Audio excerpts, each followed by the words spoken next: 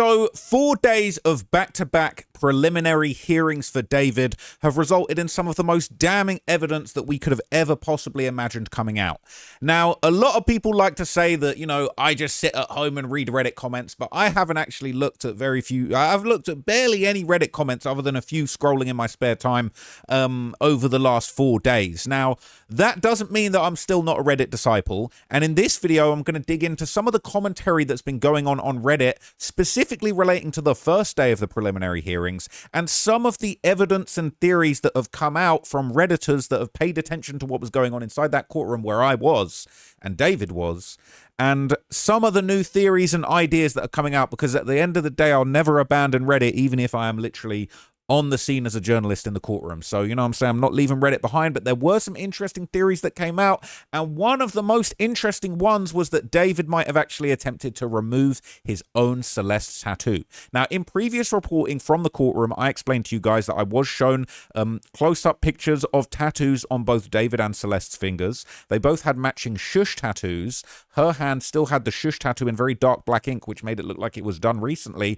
David had a Celeste tattoo that was in red that I said in a previous video looked a little bit like it had been attempted to be removed. The shush tattoo was a bit thicker, but still it looks more faded than Celeste's. Celeste apparently had a David tattoo that was cut off from one of her fingers along with her wedding ring finger, because there was pictures of an engagement ring. Those two fingers were cut off and we never found them. Okay. They were not available, as the lawyers explained. Not found, I think, is a better way to say, but I'm not a lawyer, so I can say that. But now there's theories going around that David might well have actually attempted to remove his own Celeste tattoo, and even allegedly some equipment that might have apparently been used. These are just theories at this stage. We're going back into theory mode, right? You had all the courtroom reporting over the last 4 days, and now we're back into theory mode. But this is what I've got for you guys, okay? So one of the detail that was discussed in that first day was obviously David reportedly having Celeste's name tattooed on his finger, and I could confirm that that was the case from the courtroom, but this was kind of showed in some side-by-side pictures that had been circulating on Reddit.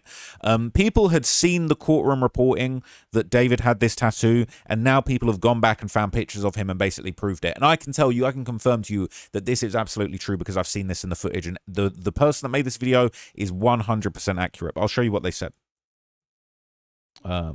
I thought there might have been audio on this. But basically, they did a close-up on a tattoo over here. Now, let me see if I can zoom in. That looked like a faded Celeste that he had accidentally showed off in an image of him holding his belt buckle. It's sort of like a C-E-L-E-S-T-E. He's clearly tried to have it removed. It not only is faded, but it looks sore, like he's had the removal, I wouldn't call it surgery, but procedure. And this was a courtroom artist sketch of the actual image that was shown to the public, and I can confirm to you, we saw a picture that was taken after he was arrested and processed by the LAPD, and he had a Celeste tattoo, bro. There ain't no two ways about it. So this says, David posted this pic July 2024, a rare sighting of the Celeste name tattooed on his left ring finger in red ink. The motion pic on the left was in his Twitch stream's follow notification playing, and it's the same location where he took the pic, also with the Hello Kitty belt. He deleted most of the images when he had the breakup with Celeste in late 2024. That's crazy. So what they're saying is, I don't know if you know, but like on Twitch, when you get followed, you know, or if you follow somebody, if you subscribe to somebody on Twitch, you can put in a GIF or you can put in an animation for when someone follows you to pop up on screen. A little animation. You might have seen these. Sometimes people have different pictures for that. Whatever. He apparently used this picture of him touching his Hello Kitty belt buckle, and or it was this, I guess maybe it was this picture of him doing a dance move, but somebody has found the high quality version of it and zoomed in, and that is absolutely correct. Okay. So this is sort of the courtroom sketch, and it's absolute match. This is true. Absolutely true. He had Celeste tattooed on his finger. Absolutely diabolical. People are saying, we didn't know this until this month. I guess I'm just surprised the courtroom artist is such an expert. She is brilliant. I spoke to her briefly. She was cool. Someone said, I kind of remember a comment from way back in September where someone basically repeated information they had heard, that they had had matching tattoos, and there was a reply to that comment asking to delete it because the person originally spreading that information asked people to stop reposting it due to the active investigation. I just don't know why somebody would not want this circulating when at the end of the day it's completely public. Like if you saw the guy and you saw his hand and it had Celeste on it, you can tell anyone you want. But anyway, said unsure if they were talking about the shush tattoo or the name. Well, he had both. He had both. Very likely it seems there was an early effort to suppress the spread of relevant information, which is good. So yeah, I thought that was crazy too, but I remember something way back in September when the focus was on the ring finger with David's name. I swear someone said they had matching red finger tattoos and that David's had faded since then. I just couldn't find the post when I checked back on multiple subreddits. So I also think it's interesting but not coincidental that they got the names done in red ink too, as red ink is more prone to fading quicker. Also, tattoos inside the finger start to fade incredibly fast. Very interesting. I'm genuinely shocked that the internet/Reddit didn't uncover this ages ago. Worst part is some kids from Celeste school were actually calling David out way back in 2024, yet they were ignored by essentially everyone. Someone said, I just don't understand the point in removing her fingers just to still have a tattoo your damn self. That's a fact. When we saw that he was arrested, he had 7 months between the body being found and him being arrested, where he could have got a much better... he could have cut his own fucking finger off. I wish he did. But anyway, people saying, right, a dead child's name tatted on your finger. No wonder he kept Asia and her BFF Celeste around. People say, I'm done with Asia's ditzy ass trying to play victim. The minute they said that he was told by a friend that Celeste was 13, I thought of Asia and the BS story she's trying to give. Because after that interaction, clearly Celeste was still hanging with them, and so was Asia. No one batted an eye. Didn't see Asia at the courthouse. Didn't see Neo at the courthouse. People were saying, "Oh, do you think they're going to come?" If they'd have been there, we would have talked. We would have talked. Pull up. It said, I know it says Celeste, but my dyslexic ass reads Claude. It said Celeste. We saw it. How could he not consider removing this before the trial? Just before being arrested, they arrested him and photographed his hands. And he still had it on there. And he had 7 months. This same idiot didn't consider not leaving the body parts in a car. That's registered to him either. All right? Idiot. Seriously, F this weirdo. Just throw the book at him. That zesty-ass video. Right? This demon makes me sick. We get the gist. I don't need to tell you more of this. Now, interestingly, okay, I'm still very skeptical because we previously saw this video going around that allegedly showed David's YouTube search history. Do you remember that? Well, I was quite skeptical when it emerged that the person that shared it for awareness was seemingly defending David elsewhere. Now, you can go back and watch some of the reporting that I did about that. But anyway, I will say I'm not entirely convinced by that video, but one of the alleged videos in David's YouTube search history was this, a YAG picosecond laser, all right? And this was apparently a setup of filling a YAG picosecond laser with water, okay? A setup video. Now, you're probably wondering, what's a YAG picosecond laser? It is, people, I'm unsurprised to tell you, that is a tattoo removal machine. Okay, so here's footage of a similar machine. This is basically one of those machines doing its thing, all right? Or like a very similar, this is a picosecond laser removal machine, basically. So, yeah. Yeah. You telling me you got one? Was one of these found in his house? I'm not sure if the investigators, they didn't, all right? And it sounds like maybe there were some things that were left behind in that search, but I do wonder if they found one of these in his house, if they even knew what this was. Or if this was something that he got himself potentially afterwards while he was in that 7 months. Maybe it didn't work. Maybe he's such a pussy and he realized he couldn't actually man up and get this done. Okay, maybe it hurt him. Maybe it hurt him too much. So what's interesting is here's a completely separate Reddit thread of somebody discussing the challenges of using this type of machine to remove tattoos. Especially red ink, which was the Celeste tattoo. Okay, it is hilarious how fucking dumb this guy was and how much he cooked himself. Removing red ink. This is the tattoo removal subreddit. Removing red ink. What's the best laser treatment? Hello, I just want to ask you guys what's the best laser treatment for removing red ink. The closest clinic I can find in my area offers ND YAG laser, but I don't know much if it will remove my red ink. I'm trying to book a consultation, but I'd love to hear your opinions and experiences. In my research, the best is the 532 NM Pico laser. Is it the same with the ND YAG laser, which laser offers faster results and less scarring? Someone says you're looking at this wrong. Different lasers do have pros and cons to them, that's true, but you need to be looking at who's using the laser. Example of that is if you're operating the newest and best laser on the planet to remove a red tattoo, and I, who've been doing tattoo removal for over a decade, am using a laser made 20 years ago. I'm probably going to get better results on my client than you will on your client because I have more experience than you do. What if I'm a fucking dumbass who doesn't know how to commit a crime properly doing it to myself? And also I'm a pussy. Probably not going to go well. The best laser possible is useless in the hands of someone who is inexperienced. It's either a paperweight or a weapon. So if you do believe that he was at home looking at YouTube tutorials on how to fill this up, they're basically saying, forget the fact that red ink's harder to get rid of, all right? The best laser possible is useless in the hands of someone who's inexperienced. David is one of the most inexperienced people I've ever observed in life. Okay, this guy is a freaking idiot, all right? It's either a paperweight or a weapon. When it comes down to the physics behind tattoo removal, you're correct. You need a 532 wavelength. Don't put too much stock behind it being Pico 532 or Nano 532. Both options work on red ink, and red is super easy when it's safe to treat anyway. But being that the 532 is the most dangerous wavelength there is, it's more important that you find someone who knows how to use it rather than finding the best laser for it. It sounds like David might have botched it on himself, allegedly. Says, thanks for the info. Do you have any more advice? I have a week-old red tattoo I want to get rid of, and I'd have to wait 2 to 3 months for it to heal before I can laser it off. I'm seeking consultation earlier because it's been heavy and rough on me. I regret it so much. That is so sad. For a second, I was like, my conspiracy mind was thinking, what if this is a David account? This is March 2024. I believe he still had it. But yeah, this is insane. Honestly, this is insane. The likelihood that this is David or anyone connected to David is pretty unlikely. But you know what I'm saying, you get a gist. Is this looks like they created their account to ask about this red butterfly tattoo. They didn't like it. It's clearly not. Anyway, could you imagine if we looked into the account and it was all a bunch of the questions that lined up with David? Anyway, okay, clearly getting rid of that tattoo was a problem. But I'll show you some other interesting stuff that was from the hearings that's got some interesting responses on Reddit, and I want to give you guys just sort of some backstory on what everybody's been saying. So this was apparently a day one revelation. Now, we did hear rumors, and we did kind of see this very grainy surveillance footage where you couldn't definitely see that it was David driving the car. I believe that had been going around quite some time. Let me see. So this is some footage that had been going around 3 months ago, okay? And this wasn't played in court, by the way. This wasn't played in court.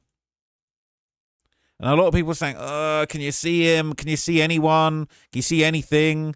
Is there anything visible at all? Is it Neo? Is it David? Now, a lot of people felt like, maybe you catch a little glimpse of his hair. Not really sure. Don't know the date of this video. You know, people unsure. How was he driving it? Court documents released today say there's video evidence he was the last person driving the Tesla on July 29th before leaving for the tour. Okay, looks like David's driving motion and him holding the wheel. People thought maybe, yes, it was him. It was him. We learned in court, yes, it was him. Yes. All right? People saying you can't tell, who is it? Was it Neo? Was it David? Or was it him? Or was the body in the car? Yes, the body was in the car. That was him.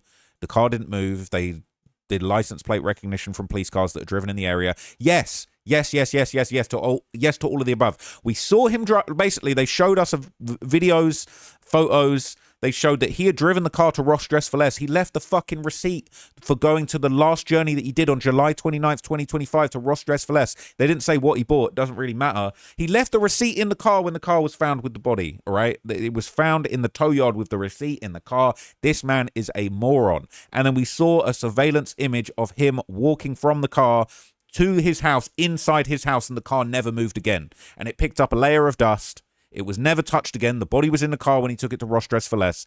That's a fact. Factual, all right? God forbid, pray for the people who parked next to him when he went to Ross Dress for Less and had to smell this car because it just would have been awful. Day one revelation. We now know the surveillance video of David parking the Tesla in its final parking spot. I've seen it, and I've seen him. It's a fact, all right? Cooked, okay? So this is kind of what everybody thought in reaction to that. So now all we need is the footage of him putting the garbage bags in the trunk. Then there's no way anybody can say he didn't do it. Now, I don't think that exists. I think he took the Tesla inside the garage and would have privately put those bags in the trunk and then driven the car. Now, we don't know whether he'd left Celeste in the car for months, for weeks. We don't know whether it was it was possible to store these bags somewhere else. But at the end of the day, what we do know is that on this date, she was in the car. He drove the car to Ross Dress for Less, drove it back, parked it. It was never touched again until it went to the tow yard. Okay. Yep, the Tesla wasn't opened or driven or operated in any way, shape, or form until it was in the tow yard. Okay, it's a fact. It's a fact. Says he's genuinely so effing stupid. Did he really think that it wasn't going to be weird for her body to be found in his abandoned car? Pretending you have a stolen car or stolen phone doesn't really erase years of a documented relationship with grooming this poor girl. Absolute moron, and thank God for that, because he's going to prison for the rest of his life and will die there exactly as he deserves. He supposedly went to Santa Barbara twice. No, it was thrice, 3 times, to dispose of the body and the dismemberment tools. Okay, well, you could say he went there once immediately after the murder, and then he went there twice afterwards to allegedly dispose of things. But it was 3 trips that were described in court, in fact. They said some people are suggesting that being that he was alone, it was too much effort to dig a pit deep enough to dump the body, hence he came back, stalled. Honestly, I got no idea what happened. TLDR, the trunk was not plan B. It was supposed to be a temporary measure, I imagine. And they said, I think that's the running cause of every single idiotic decision he made during this crime. Everything he bought or decided to do was purely based on a temporary solution until the next one came around. So it became like a game of procrastination to him, where he'd stash her away and figure it out later. Unfortunately, or fortunately for us, he couldn't stop the decomposition, and he knew he was running out of time fast before people around him started to notice and ask questions. That's if no one around him already knew. Okay. That's the part I can't figure out. There's been video streams with David, Neo, Sakura. Sakura, you were there. You were asking about the smell.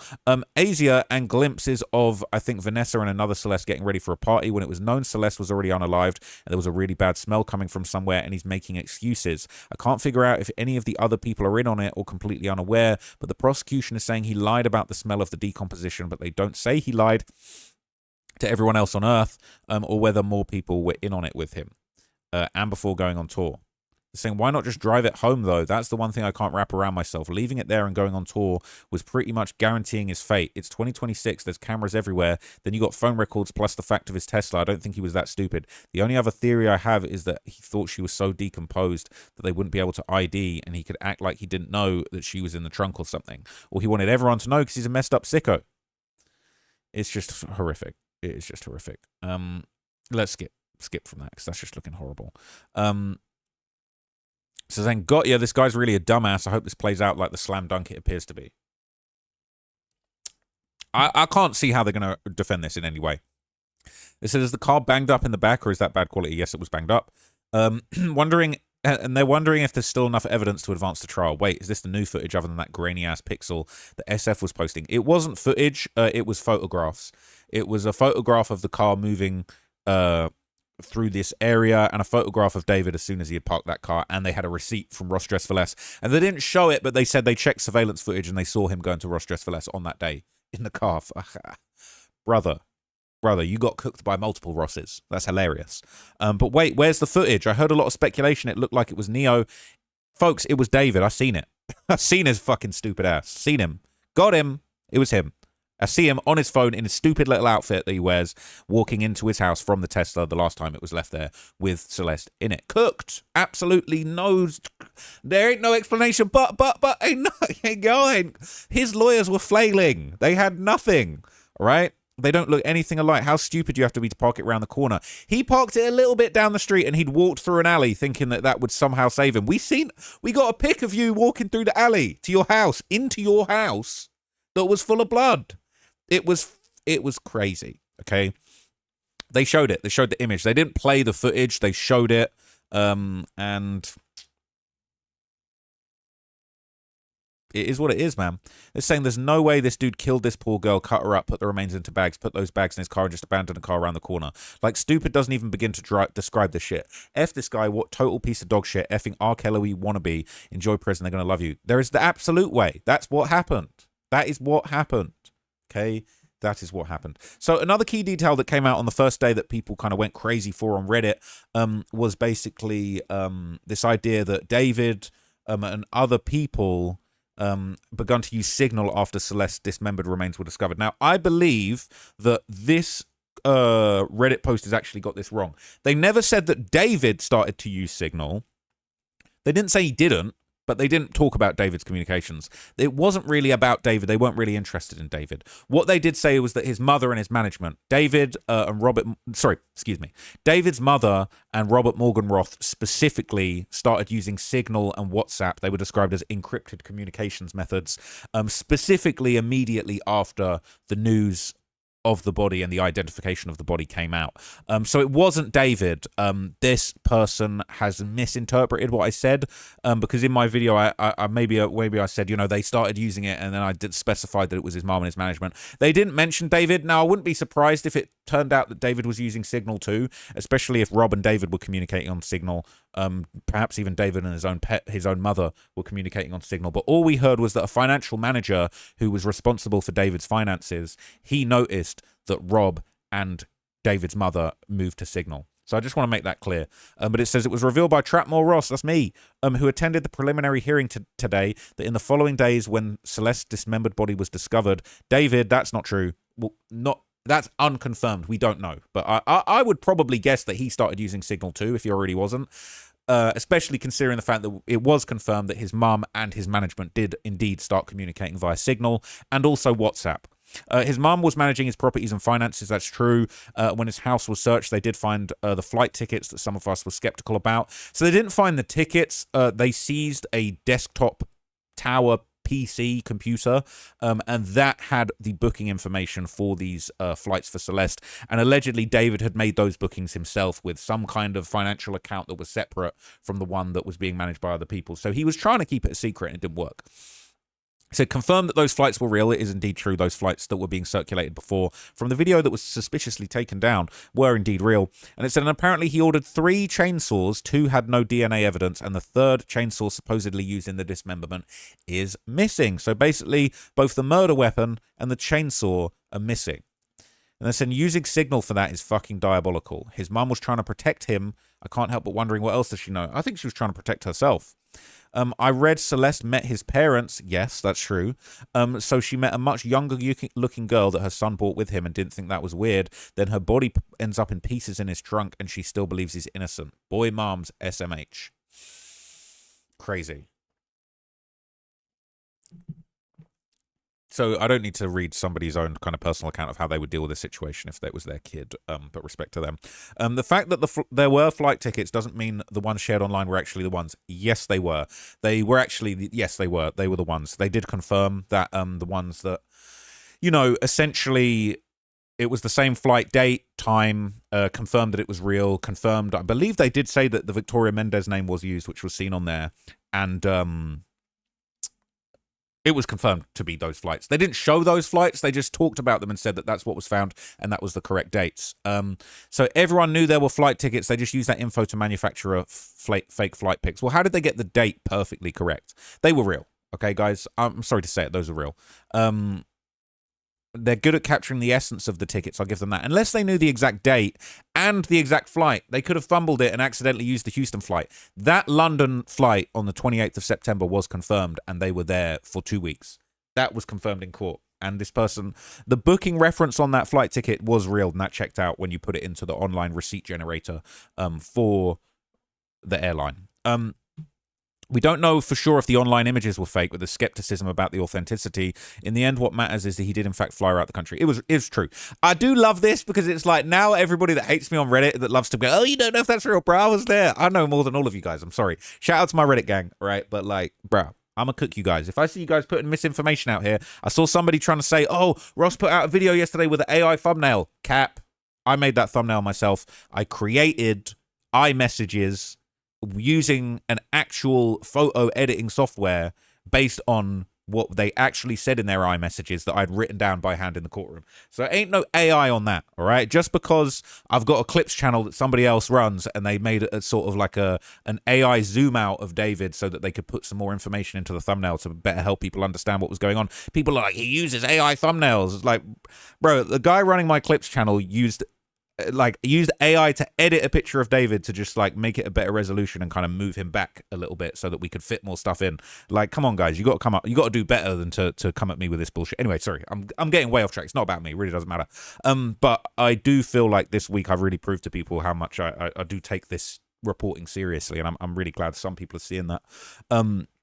And I did make that thumbnail on the video I put up yesterday completely myself, using Canva and basically an AI, not an, they're going to cook me now, basically a non-AI practical, basically a website where you can type in messages and create your own version of an iMessage chat. So I would say that I created that by hand. I literally found a website where you could create an iMessage chat. It was actually an Instagram chat. If you match up the colors, it was for Instagram. But again, I didn't have my phone in the courtroom to take pictures, so I created that, and then I put that in the thumbnail. No AI. I made that all myself. I created that, and I used a picture of David. Whatever. Anyway, said they were not real. Real tickets don't include shipping addresses. They just merged Amazon info with other info they found online. Fair enough. Like, that's the thing. They didn't show the screenshots, but the information was real. And basically, it is... it is a fact. The dates matched up, everything matched up, and it was found on his computer. So it'll be insane if Steve has the missing chainsaws. He says the ones the investigators never took. Can I say this? I hope I don't get in any trouble by saying this, but Steve did say he does have one of the chainsaws. It wasn't like, oh, I've still got the chain. He was just like, oh, that I have that. Like, that's amongst my things that I'm currently holding related to this case. The bigger chainsaw that wasn't used in the dismemberment, didn't have any blood on it. Essentially, they described it as unused. It looked like he'd bought it, taken out the box, and never used it. Steve said he had that chainsaw among his inventory. Okay, he does have it. That's true. He said they never took it. He has it. They're saying it would be evidence tampering and he could be charged. No, he couldn't. They said that chainsaw had 0 forensic value. They left it behind because it was a nothing. They said doesn't matter even if it had David and Robert and David's mum's DNA on it, it doesn't matter because it wasn't used to commit a crime. It was unused. All right? People are hating on Steve, saying he's an unprofessional grifter. Give him a break, man. He's worked for the person who... The person that owns the property might well have just said to him, look, can you get some of this shit out of here? Because, like, I'm trying to lease this property to somebody new. I basically don't want this old unused chainsaw here. Can you just get this out of the way? And Steve might have said, cool, I'll keep hold of that in case anyone needs it, in case it's important. I hope that he's not upset that I said that, but I believe he does have that. And it was left behind. It was left in the custody of the property owner, from what I understand. So he can't take things that could be evidence. It was left behind. Those things, as they said in the trial as well, there was kind of a laugh in the courtroom when someone basically said, oh, what, you just release evidence back into the wild? And the detective was like, well, we don't release things back into the wild. If they're not of forensic value, we don't take them. We leave them behind, and they don't belong to us. Those chainsaws were no different to, the burn cage that was apparently found in its box unused. That's no difference to if David had bought a set of 6 plates and knives and forks from Amazon that he never used and never ate from and had no DNA on. If they got the feds don't need those. Like, they're like, this is of no forensic value to us. And if the property owner says, Steve, can you just get some of this shit out of here? I don't need none of this. Like, if you think there could be some investigative value for your private investigation to this, keep hold of it. Like, not a big deal. Anyway, shout out to Steve, man. He was a nice guy. And I felt like he was good intentioned when I actually spoke to him. So I feel like he does get a bad rap, even though he's definitely made some wild claims through the course of this that some people aren't happy with. Hi, everyone. I'm not from the US, pretty clueless about your courts. Apologies if it's a dumb question, but how are our parents allowed to be present in the court before they give evidence? I know over here in the UK, if you're being called up as a witness, you're not allowed to sit in court until after you finish giving evidence. I'll tell you the answer to that. So at the start of the trial, they made it very clear that if you were testifying, if you were a witness, if you were part of the grand jury, you would not be allowed to sit in the proceedings. Now, day 2, or it was either day 2 or day 3, they ended up kicking Steve out because Beth's got a vendetta against Steve for something that happened in the grand jury. And she basically said, I can see a man in the court that was in the grand jury today and I want him to be excluded. And she got Steve up out of his seat and kicked him out. It was crazy. But at the very, very start, they basically had a conversation with the judge during the first instance before Steve was allowed in, but when basically it was claimed that, anybody that did have something to do with the grand jury or was planning to be a witness at trial couldn't attend these proceedings. They basically claimed the victim's family would be allowed to sit in. They were not intended to be party witnesses. So from what it was understood, I don't think there is an intention to call Celeste's parents to be witnesses. I don't think they're considered, party witnesses to the crime. I don't think that the prosecution is relying on Celeste's parents, even though they are witnesses in terms of they were involved and they do have information and they were probably spoken to by detectives. It was kind of made clear that they weren't really intended to be part of proceedings, and regardless, for the sake of, kindness and transparency, they should be allowed to attend. And they also said that David's family would be allowed to attend, but we didn't see David's parents in the court. So that was interesting, but if they would have liked to attend, they would have been given a space and they wouldn't have had to enter no lottery for it either. So that's why that happened, and that's why the parents were actually allowed to be present, and I think that's only right for them to be able to follow through.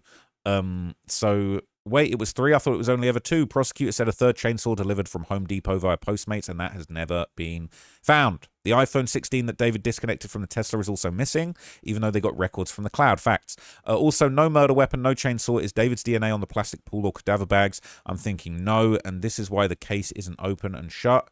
If this was as airtight as some of you think, we wouldn't need to show probable cause to a judge. He would have been indicted already. This is a preliminary hearing, exactly because the grand jury itself did not indict.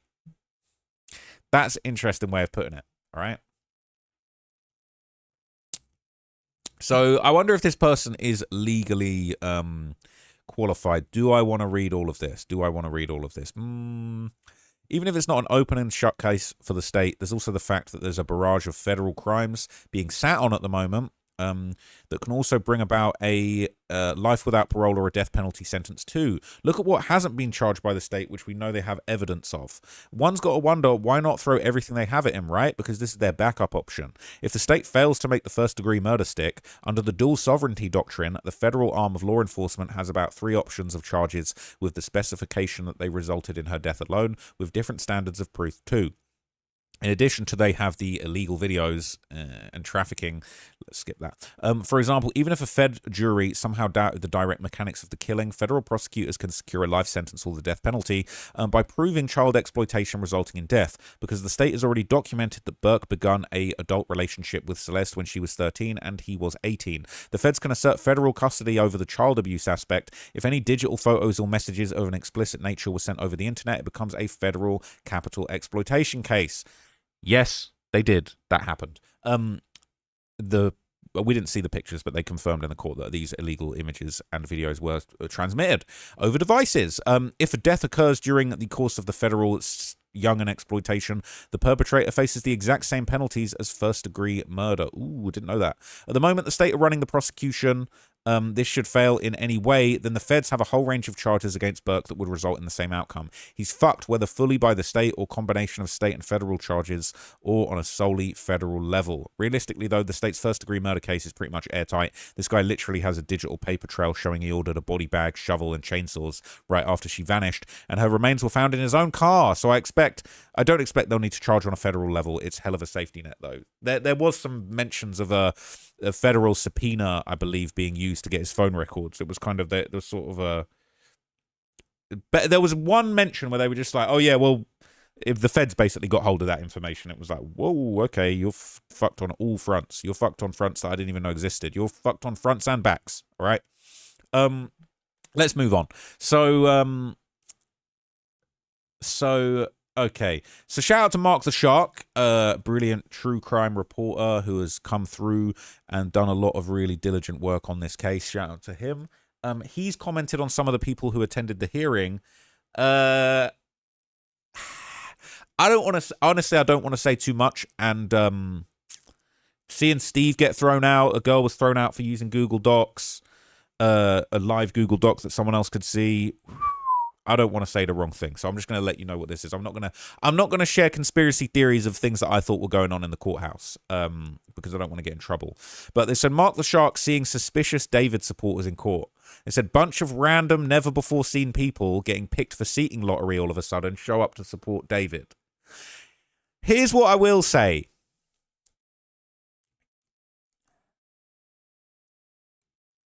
I spoke to and observed people specifically that were sympathetic to David, There was even one person who I had the displeasure of being seated next to at one point who was muttering disparaging things and sort of leaning towards David. That's all I'll say. Somebody, not the same person, was actually excluded for saying rude, insulting commentary to the district attorney, deputy district attorney Beth Silverman. Apparently had made rude comments in the hallway to her, as well as muttering things about her in the courtroom, which I was interested in because I thought, oh, was that the same person I heard muttering things sort of against her and sort of for David's support? Apparently it wasn't the same person. I didn't know who was who, but I asked around and apparently it wasn't the same person. There were people in there supporting David, facts. Don't know about who. Don't know about what. Don't know about why. Didn't ask. Didn't want to know. Didn't want to chat to these people, to be honest with you. Fuck them. But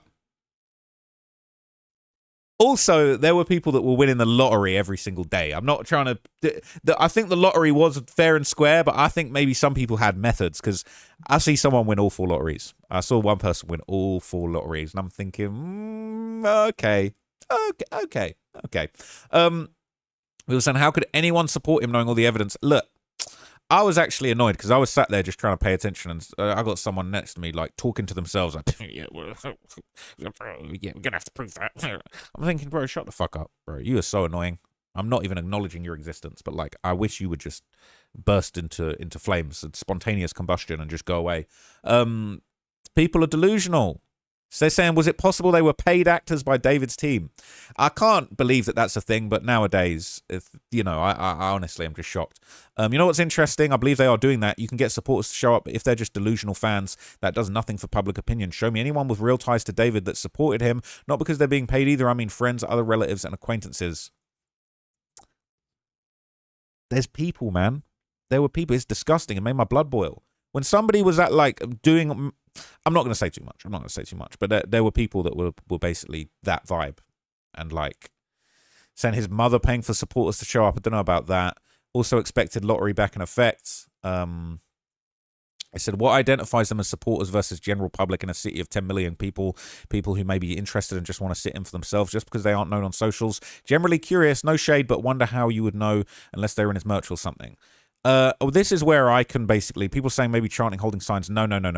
It was little muttered little comments. It was little like, psh, like, yeah, you ain't got proof of that. Or like, yeah, you're gonna have to prove that. Or like, that doesn't mean it. That doesn't mean anything. Like, I'm hearing little muttered comments, and I did hear somebody outside the courtroom having a conversation, and it was a supportive. Them people were low key.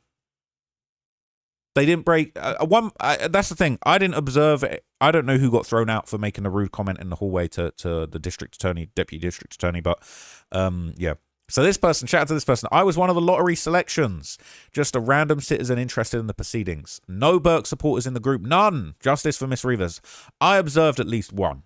And they were low key, but I did observe at least one. But at the same time, bear in mind, there's probably like 50 or 60 people in the courtroom. Only 10 people were selected from the public to go in. There was then an overflow of 10 more public people. Then a bunch of media, and then like miscellaneous people. There was a whole bunch of people from Celeste family lawyer, civil lawyer, extra people, I guess, interns from the prosecution. Prosecution had like courthouse appointed security to make sure the family weren't harassed, all that kind of thing. So I didn't interact with everybody. I interacted with a small group of people around me. I didn't speak to. I'll be honest with you. Anybody that saw me in court and was sat next to me in court, I'll just keep it real with you, right? Shout out to everybody, but like when I was in that room, I didn't want to do anything to get in trouble. Sometimes people would whisper things to me or be like, "Oh, what do you think?" I'm like, I'm not saying a word. I'm not saying a peep. I don't even want to get mistaken. It's like being in school again. I don't even want to get mistaken for accidentally talking and getting thrown out. All right. So this person may not have interacted with it, but I observed at least one person that was sympathetic to David and was muttering comments to the effect, and I thought that was gross, to be honest with you. No disrespect to that person. Maybe a little disrespect to that person, to be honest, because they were low-key moving like a weirdo. I didn't rate them. I didn't rate their vibe, didn't rate their clothes, didn't rate their fit. I didn't rate anything about them, All right, that just is what it is. All right, I'm not going to tell you who it is, but I observed at least one. So they're saying, you guys saying a guy called Mark the Shark isn't truthful and honest. I would just simply say that whoever this person in the public was, you probably didn't observe every single person that was in there every day, because it just wouldn't have been possible. We all only interacted with a small group of people. So anyway, let's move on from that. Now, what's interesting, okay, this is kind of going around Discord, and I find stuff like this a little bit creepy sometimes, but at the same time, you know, let's just all be nice to each other. So there basically was rumors, all right? So check this out, all right? There was rumors that in one of the more secretive David Discord servers that I have been keeping track of, don't you guys worry, I have been keeping track of all the servers. Not in them personally, don't want to be in them, but I'll be hearing things. I'll be getting sent things and told things, all right? Apparently, some of these servers that are full of David supporters, they were sending people in the courtroom. Somebody said, I'm not trolling with this question. I like watching Traplaw Ross coverage on this case. It's entertaining me. Did you get to see him in court? At Itami. So whoever this Itami guy is, I don't know who this is, all right? But they said they was in the court, all right? Yes, I saw him. This is the David Discord supporting chat, right? It said, I might ask Ross for a picture tomorrow if I can. Now, look, I did take pictures with a few people. There were a few very nice, friendly fans. But maybe there were some David supporters in disguise in there, man, by the sounds of it. That is very spooky. But at the end of the day, I'm approachable. You can ask me for a picture. If you don't agree with me, if you're a low-key David supporter, you know what I'm saying? I don't really care. I mean, I do care in terms of, like, I'm not really trying to be cool with you, and you will probably know better than saying that you support David to my face, because I'm just going to be like, well, I don't really fuck with you or that opinion. I can't rock with you at all. But, you know what I'm saying? Even the folks in the David Discord server are found out and they want to pick with your boy. So it is what it is. So Steve Fisher shared his kind of day one commentary. And he didn't get in on the first day. He didn't win the lottery, and I don't believe he considers himself media, so I do believe that he left once he didn't get selected. He was around. I chit-chatted with him for a little bit. Really nice guy. I've been looking forward to speaking to him, and when we did connect, we had a few good conversations. I showed him a few bits on Reddit that he hadn't seen before. You know, a lot of the people I spoke to there, nobody was on Reddit, to be honest with you. Everyone I was like, yeah, blah, blah, blah. Mainstream media, people like Steve, other people, I'm like, blah, yeah, what about Reddit? And they're like, what? Reddit? Or they were like, I don't really be on the Reddit. What's going on the Reddit? I'm like, everything's going on the Reddit. I'm King Reddit. Okay. So anyway, this was Steve's commentary on the day one transcript item, I believe. That's kind of how it was described. I don't know if that transcript item might not be the best way to describe this, but I'll just tell you what he said. Said, in what I believe was key testimony from yesterday's transcript of the David preliminary hearing, financial advisor... So it's not an official transcript, but somebody with a laptop typed it out so fast that they were basically able to create their own transcript by the sounds of it. So financial advisor Benjamin Greger, I wasn't naming people, but SF has done his thing, so it is what it is, it's public, changed his grand jury testimony and acknowledged that he asked manager Rob Morgenroth exactly what had happened after a body was found in David's Tesla. Greger's answer still was not entirely clear, and for some reason Beth Silverman didn't attempt to clarify it. He did testify. He did tell me yes. This was crazy. I was like, Beth, please ask him. Can I ask it? Like, somebody, what did he say? What did he say? Perhaps what he said wasn't very illuminating, and maybe it wouldn't have helped Beth's case if she asked. Maybe it was better left ambiguous, but what did he say? It said, shortly after that conversation, Greger began coordinating with David's mother to raise $2 million bail for anticipation of his arrest. Based on that testimony and the perceived need for bail money, I believe it was reasonable to infer that Morgenroth knew Celeste was murdered and that David would be the suspect. So this is apparently a typed out transcript, or maybe this is an official transcript. I don't know. All I know is that this is on Reddit currently, so that's why you need to be on Reddit. Anyway. They said, so you didn't ask any questions because you didn't want to know.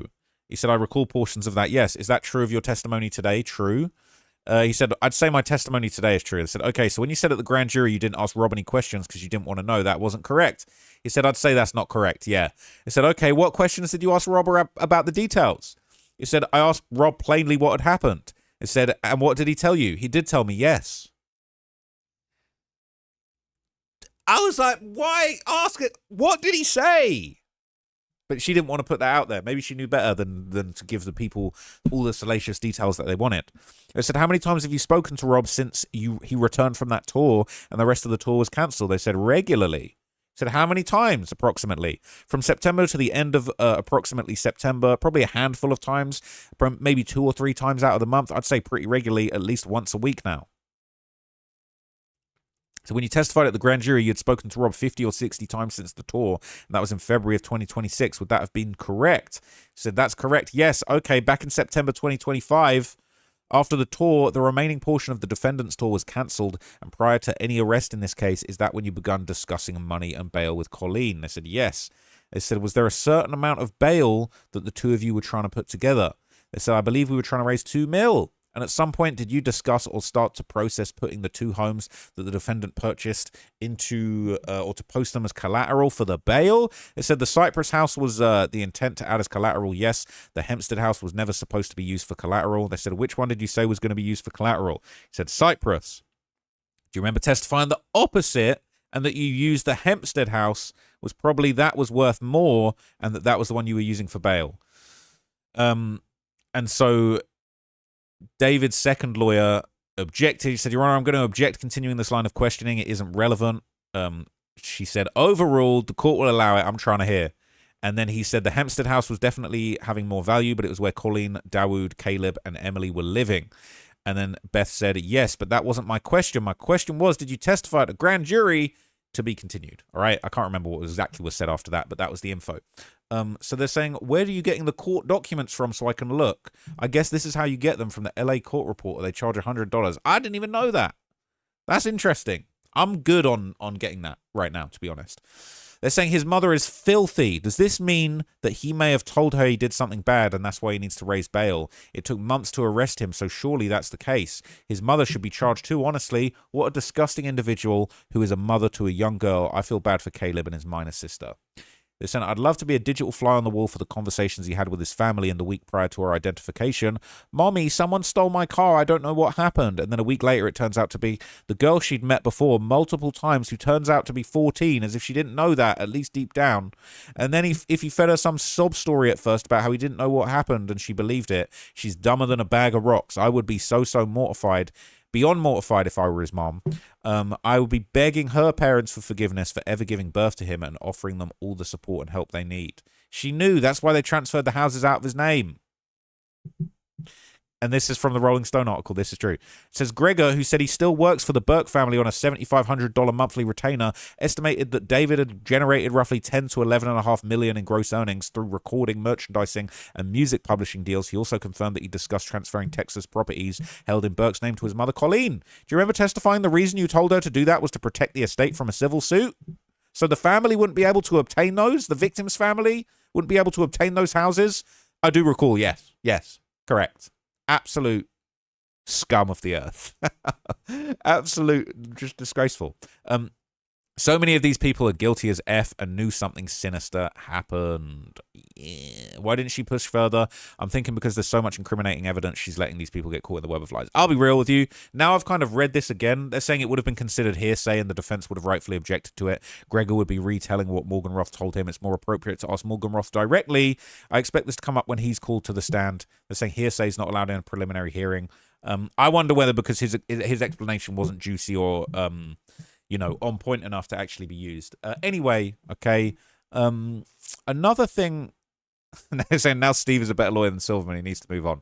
Silverman's clearly a good lawyer. Shout out to Beth Silverman. She is absolutely on point, all right? Everyone was scared of her. She struck fear into the hearts of everyone in that courtroom on both sides and behind the bench in the audience, all right?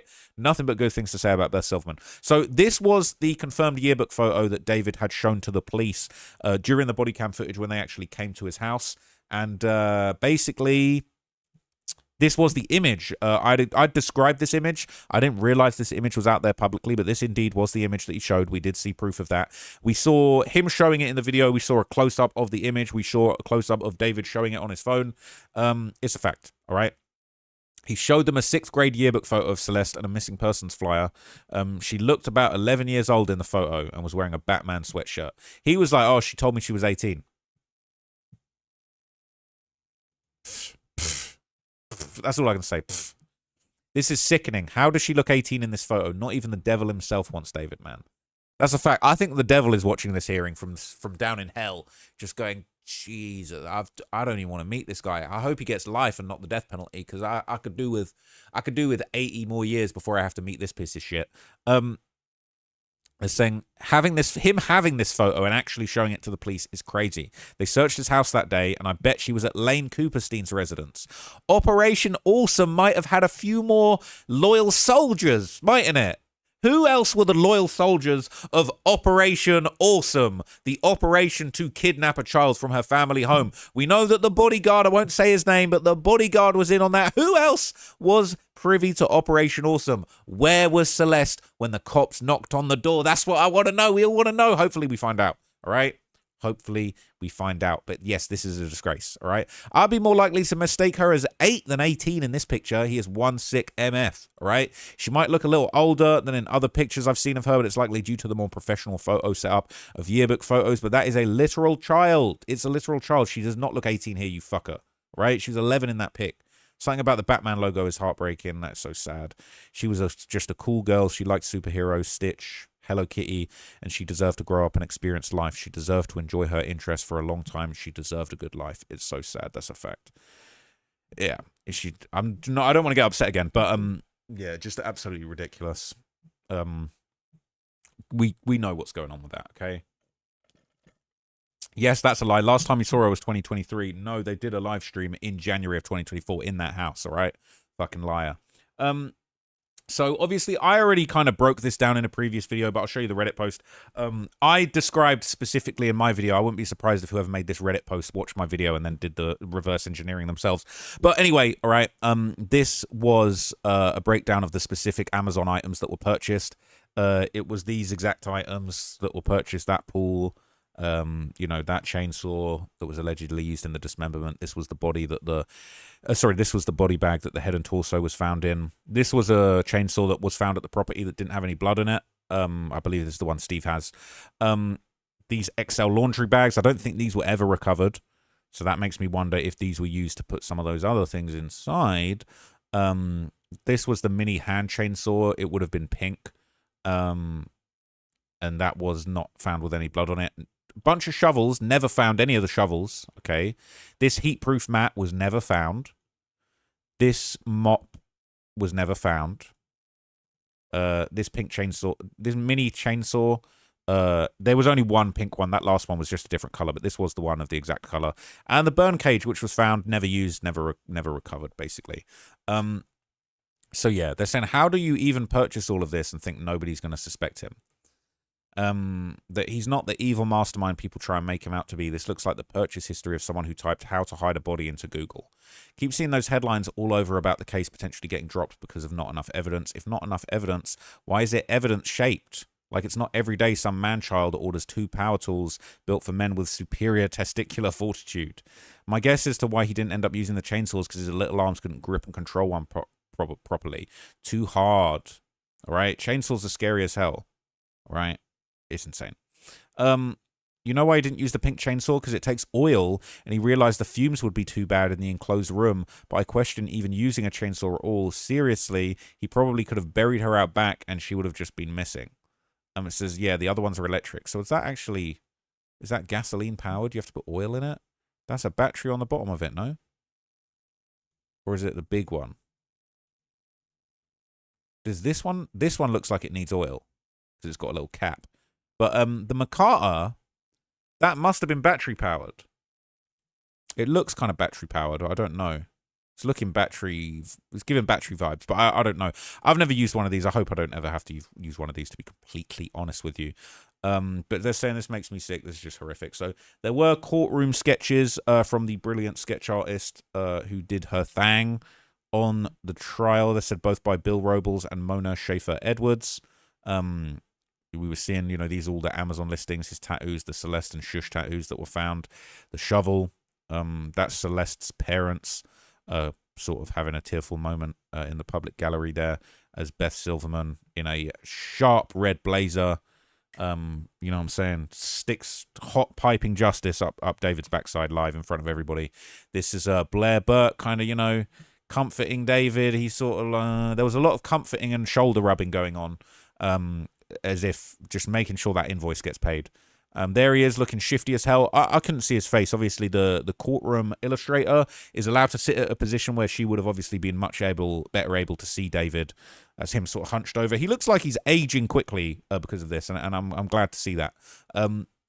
Saying, I watched all of Sloane's videos on IG. David's mom is terrible. She's trying to move all the assets to her name so Celeste's family can't come after it. Karma has a way of getting back. RIP Celeste. Thanks for sharing. These exhibits of tattoos are mind-blowing. They were. People are just thanking them. He always seems to like having himself drawn in illustrations with all the anime-style music videos. I bet this isn't what he had in mind, though. Karma. The artist really captured his smugness. Wait, so they recovered the fingers? No, those were David's fingers. Or the fingers that were still on the remains. So he even bought a fireproof mat likely intended to be used under the incinerator. Wild. DP for sure. What a sick individual. Can't wait to see Queen Beth Silverman on my screen again. The last time she was on screen was the Monica Cementilli trial. I can't wait for her to get justice for Celeste and to fight for her justice and to put this nasty MF in jail. I wish that mandatory laser removal was a thing. He doesn't deserve to have her name permanently on his body. Actually, we know what he likes to do to make finger tattoos go away. That would be quicker. I disagree. He deserves to look at it every day and be reminded of what he did every single day. Yeah. He could have got... I think he tried to remove it, honestly, now that I'm thinking about it. I just think he must have tried to remove it because it looked not quite right.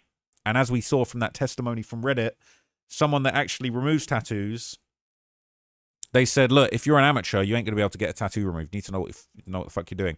It said he was planning on burning her, but I think he chickened out because the smell it would create in the fumes. It said that, but also California is really strict about burning, especially in the hotter months. Where I live, there are constant notices, and you'll get in trouble for burning so much as cardboard boxes. It would have been too obvious if you tried using that burn cage. It would have drawn too much attention from neighbors and such, even more so in LA of all places.